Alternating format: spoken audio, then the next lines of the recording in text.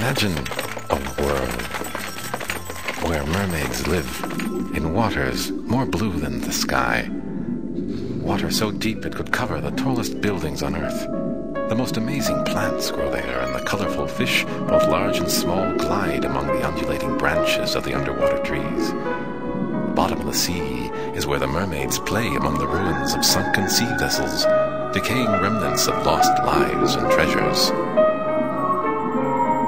It is said the mermaids use their beautiful voices to sing seductively to sailors about the delights found at the bottom of the sea. Their father, the Sea King, took great delight in his daughter's work, luring these men to their stormy end. But stories of their dangerous ways traveled far, so these beauties of the sea worked harder to find treasures for their father. The youngest and most beautiful of these stunning maidens wanted more than anything to live outside her father's castle. Her older sister's stories of human life made her curious about life above the sea. While she loved her sisters and her father, she yearned for the love of her own prince. And if he loved her in return, her soul would live on forever. That would make her richer than any sunken treasure.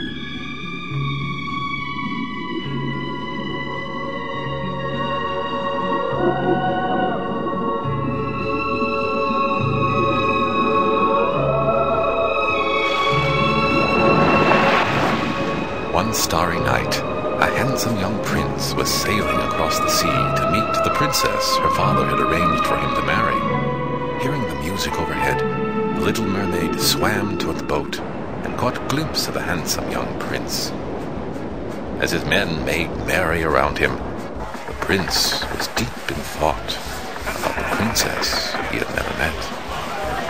With eyes that could see right through to his aching heart, the little mermaid fell instantly in love. From that moment, she knew she would do anything to make the prince happy, for she was sure it was she who was meant to be his bride.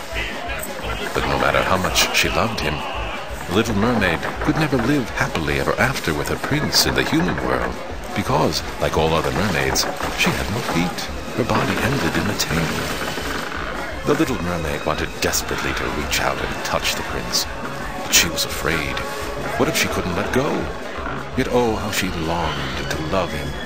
She would give anything to be his bride someday, but she knew that she was just a mermaid, and even though she wanted desperately to live in the prince's kingdom, it could never be, since she was just a little mermaid with a fishtail for legs.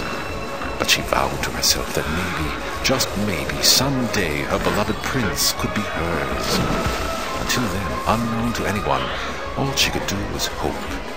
So she secretly watched her beloved from afar, and she listened to the sailors of this mighty ship as they fought it long